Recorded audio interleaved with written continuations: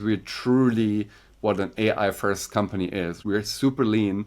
We automate basically everything. On the SnipKI platform, we publish one new tutorial video every workday. And these tutorial videos are actually created by humans because we think humans want to learn from humans. But then everything after, in terms of publishing, is fully automated. We take this video, then automatically the video is transcribed word for word. That transcript is then sent to an AI, which then creates the different elements for our website. The image AI creates 5 images. It takes the first one and uploads it directly on the platform. The other 4, including the draft of the website post, is sent to our Slack channel where we can approve it or edit it. And in the end, the whole process after recording the video is fully automated with several AI elements. Then on a daily basis, we also want to create a LinkedIn post, and we want to also send a message to 100 people in the community helping each other. Welcome to AI Catch Up, the podcast catching up with the tech products that matter in the AI era. Hi everyone, and welcome to the AI Catch Up podcast. My name is Elina and I'm your host. Today in my studio I'm joined by Moritz Heininger, who is the founder of the leading platform in German AI education, SnipKI. Moritz is also having an interesting track record of working with Bain, then going into digital native businesses, also scaling Foodpanda, and then currently being in the AI education. That is why I'm extremely glad to have him on the show and hear his story. Moritz, welcome to the AI Catch Up. Hello, thank you very much. For our listeners, I would also mention that our first meeting has been at the OMR, and that is, well, pretty much the largest digital marketing conference, right? And I have, in real life, seen how people were surrounding you as if you, I don't know, as if you were offering some hot pies for free. But apparently it was AI education. So what were the first tutorials around, and how is it going now? Great question. So maybe we start with OMR first. OMR for us was crazy, and it was great to actually meet you there. First of all, my co-founder Jens Polomsky was on a huge stage talking about what's possible with AI in marketing today. And then I think when we met, you probably got intrigued by the old school cassettes that we had at our marketing booth, which people absolutely loved because they haven't seen them in a while. I think we did a quite cool thing there. We printed a QR code on the cassettes, and our theme was to take companies, or is, I guess, from the past to the future with AI education. The past symbolizes the cassette, and when you scan the QR code, then you would get on an old school Windows 95 website, and then you'd enter your name and your email address. And with this information, with AI agents and enrichments and so on, we would create your own personalized website which says, hey, we saw that you did this, and at your company, this is probably what your job is. Have you ever imagined how your life could be with using AI? And then you would get this into your email within 5 minutes, and people love that. Actually, fun fact, because you asked about the origin, SnipKI was founded 1 year before at the OMR in 2024. Because Wow. Jens and I knew each other for a while, and we had this idea of making AI education better and more fun and more practical and hands-on. We basically said 1 year before, okay, let's do this. Let's SnipKI, and then we started the platform. To be honest, I don't even remember what the first tutorial videos were on the platform, because right now we have 425 and 25. We're adding 20 every single month. I know that AI was much worse 1 year ago when we started with SnipKI than all the stuff that you can do today. Incredible journey. And if you could also zoom out a bit into how you came to the SnipKI and working with Jens and the current motivation of yours. Your background is comparably unconventional when it comes to founders of AI companies. The majority of whom I can see, they're mostly techies, right? Being excited about the technology and then right now bringing the business aspect into it. But from your profile, I'm having a very strong feeling that you have the instincts around what works for the market best. And that was definitely with all the food delivery stories of yours and also growing in that space. What has right now then motivated you to go into the marketing direction and also into AI education? To be honest, I was completely frustrated because every AI course that I took myself taught me theory for weeks, but I really wanted to have something that helped me use and apply AI in my daily job, right? Maybe because you asked for the background. Yes, my background is business. I studied finance. I was a consultant for Bain for 3.5 years. Then I worked in several tech companies. 2 years ago, my last company got acquired. And then I really wanted to learn AI, and I wanted to use it and understand it. I took like a bunch of like Python courses, machine learning courses, deep learning. And at some point I knew how a transformer model worked, but in the end, I don't really need to understand all the deep theory, because to apply it, it's not necessary. You don't need to be a full-time techie and understand all the details. I don't understand how TCP/IP works, but I can use the internet. And then I took another course at MIT, AI for strategy. It was super expensive, and I could have saved the money. So it developed out of my own frustration. And Jens and I knew each other for a while. And then we basically thought about how can we teach people in an applied way with a short video every single day, 10 to 15 minutes, to apply AI and learn AI, also learn what it can do. Because if you go on YouTube, everything is awesome and mind-blown and changing the world, right? But they never tell you what AI cannot do, where the problems are. And that's really something that we wanted to focus on, give you a step-by-step to tell you how one use case works, and also what to look out for, how it was with data security and all this kind of stuff. And that was the idea and the genesis. Like it was developed out of our own pains. Yeah, and I would be reflecting on how you're currently, well, I would call it curriculum, certain paths that can be taken for certain roles or for certain use cases. And the world of AI is definitely a whirlwind with all the things coming in, new video generation models, new object detection stuff, well, everything possible when it comes to text and prompting. So how do you build your curriculum now? Is it oriented towards a certain job function and then trying to augment their effort? Is it more around certain technology type? Most people are frustrated if they want to learn AI because there is so much new stuff happening all the time. The speed of development is crazy, and a lot of people feel overwhelmed by all the new functionalities, by all the new tools, and they have FOMO. They don't even know where to start or what's the most relevant tool. And I experienced the same exact thing when I started. Jens has an amazing newsletter, and there's a lot of content in it. And we spent a lot of time each week looking into new developments, new tools, new features. And most of the stuff we never show anyone, because we are, in a way, the filter to what is relevant, or we believe is relevant for people. So you don't need to do a lot of stuff besides being on SnipKI, following the newsletter, and so on. You asked for the focus of the company or the learning materials. So we really want to make it accessible for anyone who really works productive with a computer. So a lot of marketing content, a lot of B2B sales content, data analytics, operation stuff. And we have learning paths for specific jobs. Right now, the learning paths are focused on marketing roles, but we're adding more and more learning paths for specific jobs in the future. But then we also have topic theme-based learning path, for example, prompt engineering basics, or how to do like text stuff, how to do image, how to do video, how to do data analytics, like what's the whole thing about data security and legal and so on. So really anyone that wants to get going with AI, unless you're working with your hands in production, or if you're a software developer. So we won't teach you how like the Copilot works in GitHub, but we do teach you how to develop, to vibe code, how to develop small apps with tools like Cursor, Replit, or Lovable. Do I recall correctly that it is already that around 6,000 companies are on the platform? 600. Okay.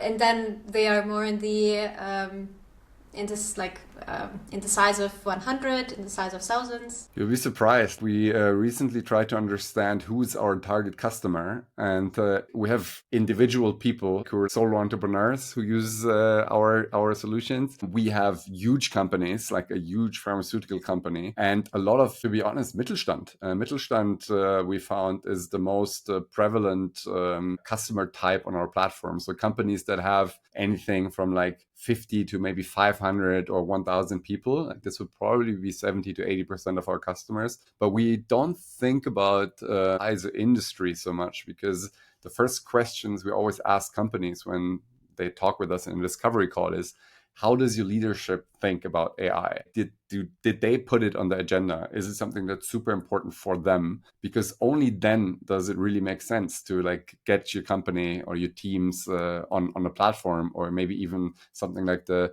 KI Führerschein or AI driver's license, which is a completely different offering that we have. So yeah, right now it's the name KI Führerschein or AI driver's license is super old school and boring in a way. And some people ask us like, why did you have this name? And it's simple, because everyone knows what it is. Everyone knows what a driver's license is. So if you do the AI driver's license or the KI Führerschein, you learn all the relevant stuff that you need to know, from just being able to use ChatGPT to really thinking and working AI first mindset and thinking about every task that you could use with AI. And that's the goal of the KI Führerschein. It's a customized program for companies. And yeah, that's how we came up with the name. And actually, for the context, you would be surprised to know, but the first video for the podcast of AI Catch-Up that I have recorded was actually comparing the current trends in AI to the traffic rules that we were building. Really? So that is why you're, even though like we were not discussing the topic of driver license that SnipKI is doing, but still the metaphor was rather similar. Interesting. Yeah. Would you be able to walk me through what the onboarding for the company looks like? So do they approach you? Do you try to approach them? Who are the people that are contacting you? More on the side of C-suite, more on the side of actually people who are on the ground and, for example, in the marketing field? And what is the plan for the company like? Great question. So I would say that there's two paths how people find us, or how companies find us. And so far, we have not done any outbound sales. We don't even have a social media presence yet. So we're about to get going on the Meta platforms and on TikTok. So we're building out our marketing. So far, people find us through Jens' LinkedIn profile. I think he has like almost 50,000 followers now, through the newsletter with more than 30,000 subs. And so far, everything is inbound. And there's two different ways. Either a company approaches us through these channels because they get to know about us and they reach out, and then we do basically a discovery call with them. Or a person of the company has already gotten their own SnipKI account, because we have corporate and company accounts for like whole teams or companies. We also have individual accounts. And the first 600 people that were on the SnipKI platform were individual users. Of course, they all worked at a company somewhere. But then once a company realizes and discusses, oh, we need to do something for AI enablement, we need to educate our people, then usually these people raise their hand and say, hey, I use SnipKI, I love SnipKI, you should talk to these guys. And then we get the inbound of the responsible people, and then we have these discovery calls. So it could be, a lot of times it's head of marketing for some reasons. Sometimes it's HR. Sometimes it's the CEOs of companies. It's quite often the heads of departments in a way who, and it's natural because heads of have the goal that the people in their departments are ready for the future, think AI first, know all this stuff. So they reach out and say, hey, let's talk. I heard about you, either through a colleague that's already using you, or because I found Jens Polomsky on LinkedIn, or I'm reading the newsletter, and we heard good things. So that's been our go-to-market so far. Wow, but it still kind of belongs to word of mouth, so the best possible traffic type. Yeah, and it's trust. I mean, the stuff we do on LinkedIn, Jens is a top voice. I am lucky to be a top voice as well. Jens is really the guy that everyone knows, and he knows his stuff. He creates great content, and this builds trust in the first place, because people see, okay, these guys know their stuff, so they can probably help us, and they're not just some kind of people who pretend or whatever. And if you would trade your own secrets of how you are using AI in your own working life, would you be able to crystallize some things that you are doing? How much time do we have? We could talk about this for at least an hour, because we're truly what an AI first company is. We're super lean. We automate basically everything, but I'll try to give you a few examples, okay?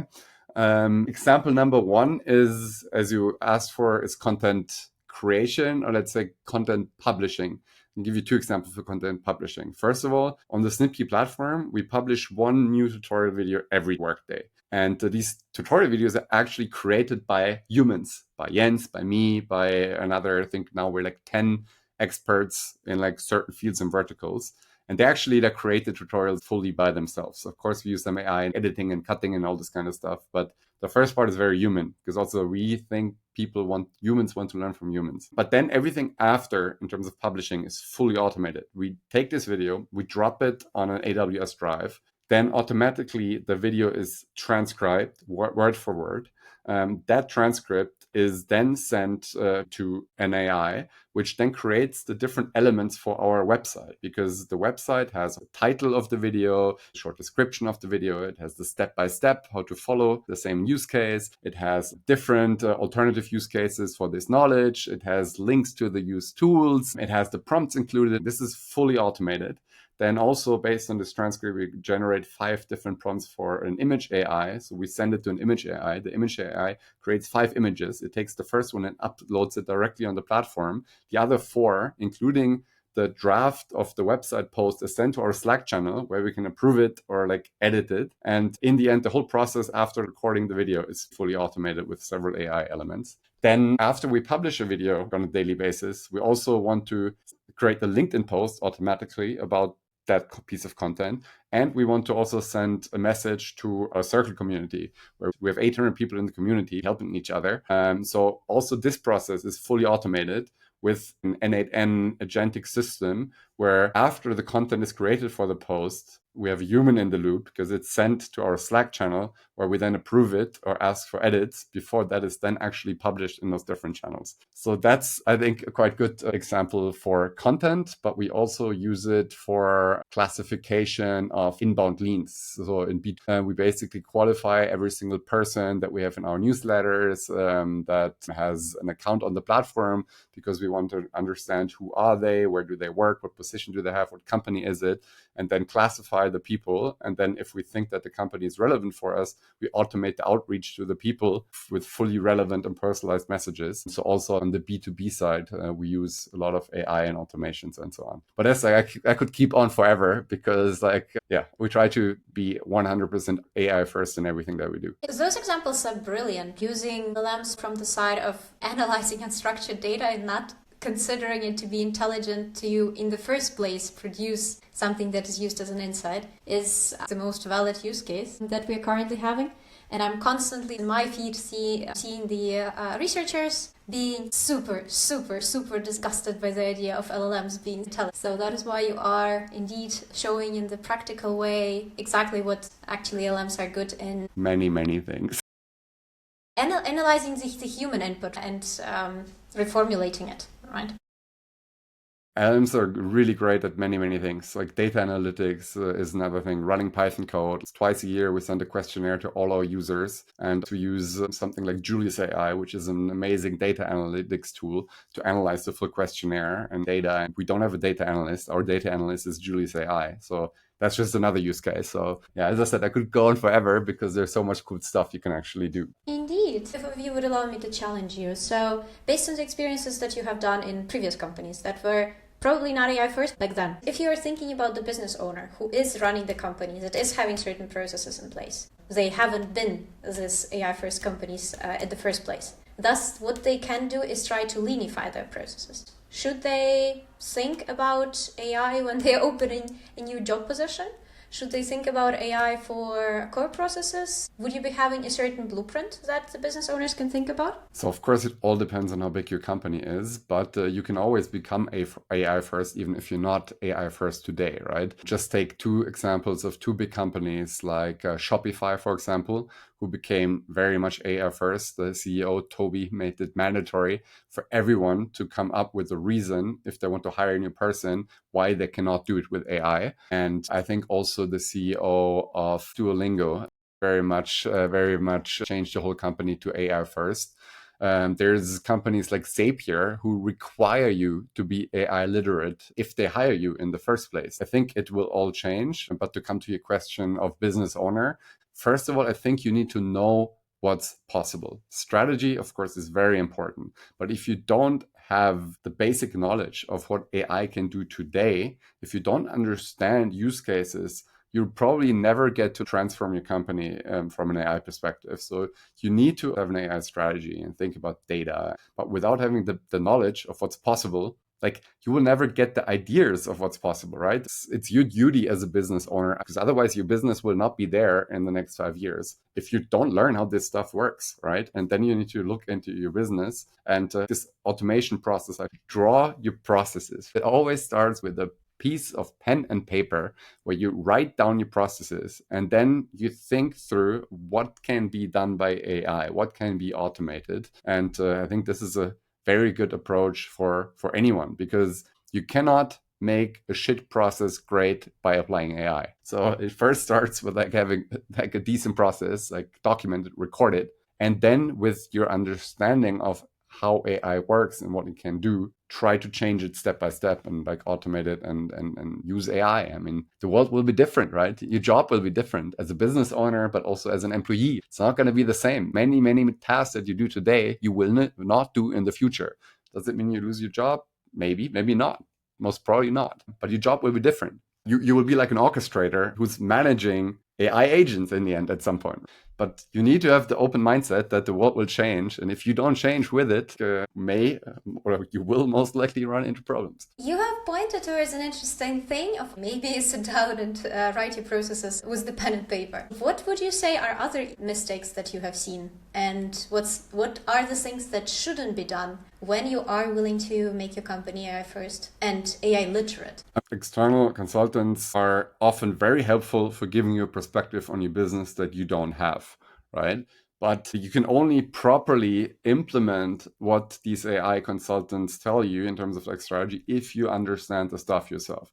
Do get educated and do educate your people in your company what this means. It's a combination of bottom up, basically enabling your staff and upskilling them, and top down, having a strategy, maybe running a lab with certain people to work on use cases and experiments and so on. So everything is important, but it doesn't just work by saying, oh, I get my AI strategy consultant and he's going to fix it for me. What you shouldn't do is, I mentioned one thing, cannot fix a shit process or department or whatever with AI. First, you need to think about what is your data infrastructure? What processes do you have? How can you improve them? To then think about automations. What else can you not do? I think the biggest problem of what you cannot do or should not do is don't start. A lot of companies don't start. They forget, they stop, they don't experiment. Don't be scared. Stuff will and has to fail. You will do experiments. Some stuff works, some stuff doesn't. But if you don't learn what works today, if you wait till maybe in like 6 months, the AI will be there and I will just like hold back till then, everyone else ran beside you. Your competition will run faster than you if you don't start experimenting. So one thing you shouldn't do is not start. Yeah. And also have the more closed mindset on that front. That is also an important thing to mention. What I am also very often seeing as rather common challenge, and in many ways even a mistake, is namely that the leaders of the departments or the C-suite representatives start looking for heads of AI or heads of data science, trying to find, well, probably not the best formulation, but the plugs for the holes that are in the processes. Even if this person is a brilliant machine learning engineer and has done this in different companies, it would be still challenging for this person to fix the problems that are, as you have mentioned, shitty processes. So I really like that point of yours, and also the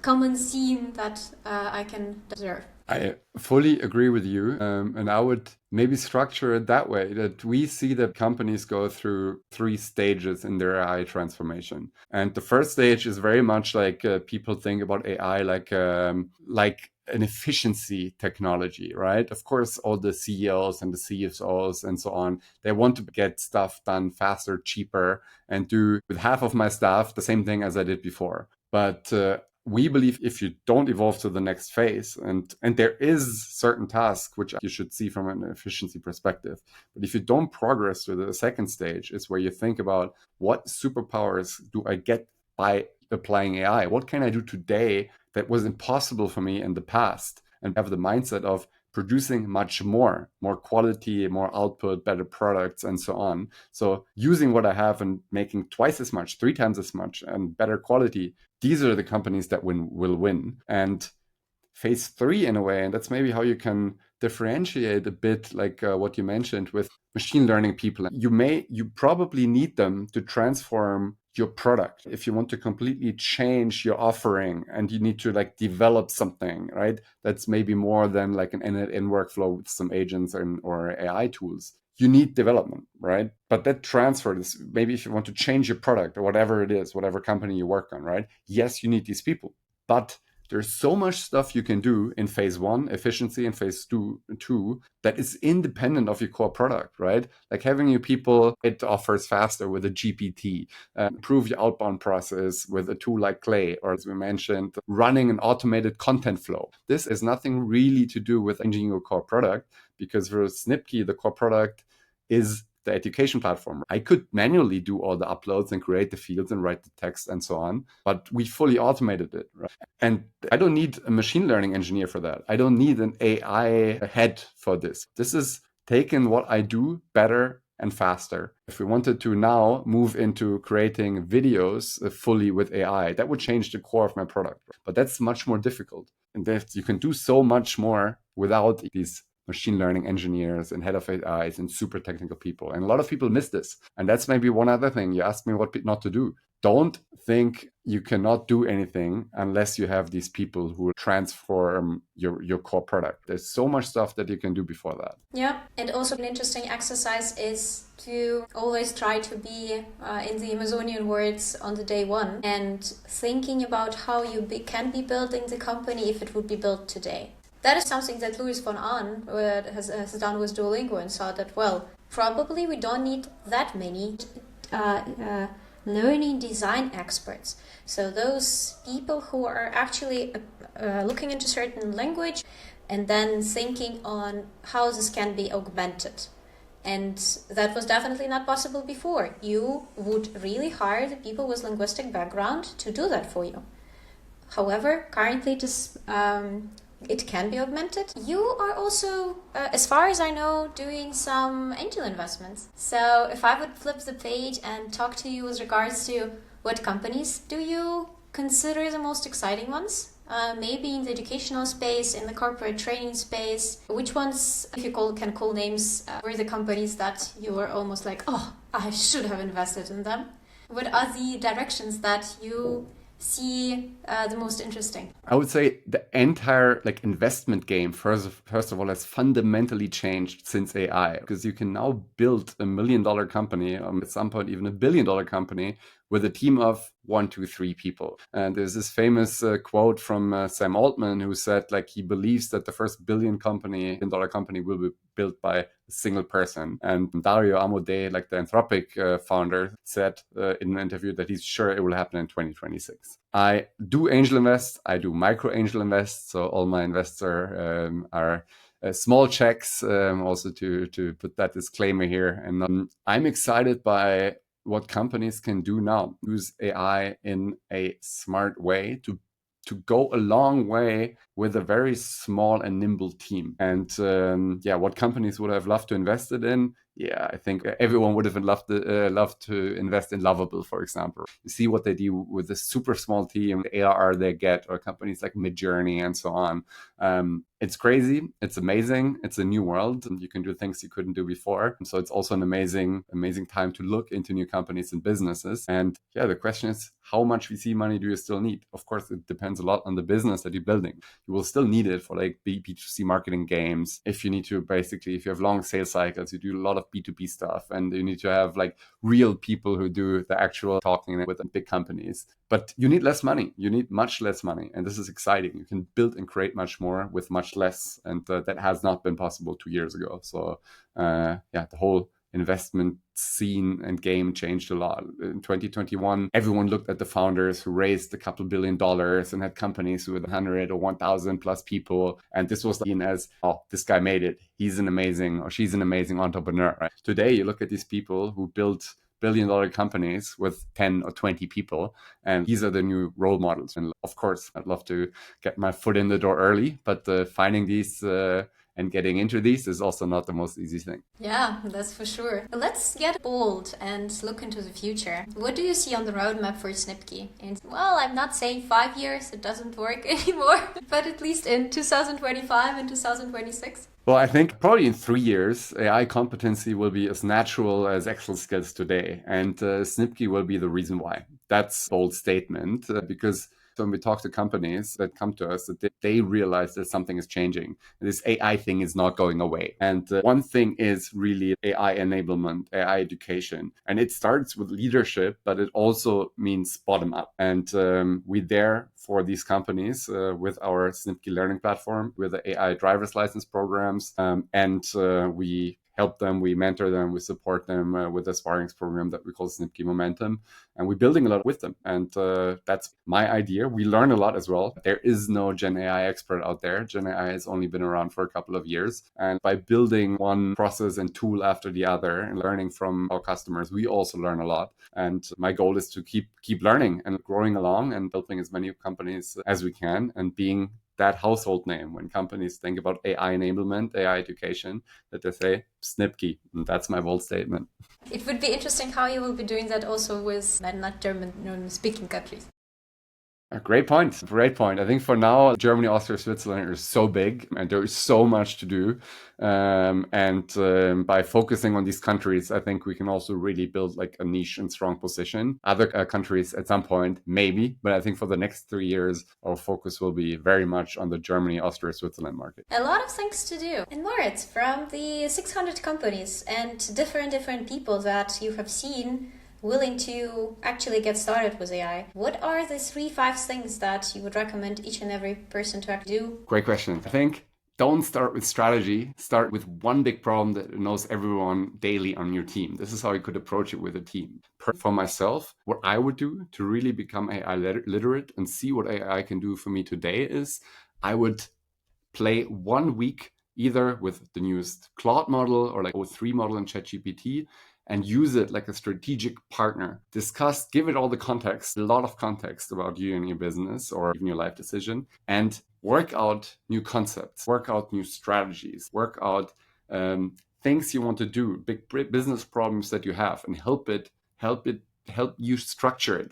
And you will see how great those new reasoning and thinking models are today. Then the second thing I would do is I would play with vibe coding tools. Even if you've never coded before, I don't know how to code. Use a tool like Cursor or maybe Lovable because it's much easier, or Bolt, and build something. Build a small solution that solves a problem that you have. See how these things work and what's possible. Build a landing page for your company. It will open your eyes and blow your mind about what you can create on your own, even if you're not a technical person whatsoever. And the third thing I would do is I would play with automations. I would learn how make.com works, or even N8N, which is slightly more complicated, but an amazing tool. Or in Zapier, it doesn't matter. Just automate something very small. Sort your emails or social media posts, like a data analyst. Just use these AI-supported automation tools and learn what AI can do for you. It will open your eyes, and it will really get you into doing, into applying, into using AI. Great 3 things. I love that. Thank you so much for sharing, Moritz. And thank you for your time. Thanks so much. AI catch up brings the news. Tech solutions users can't refuse.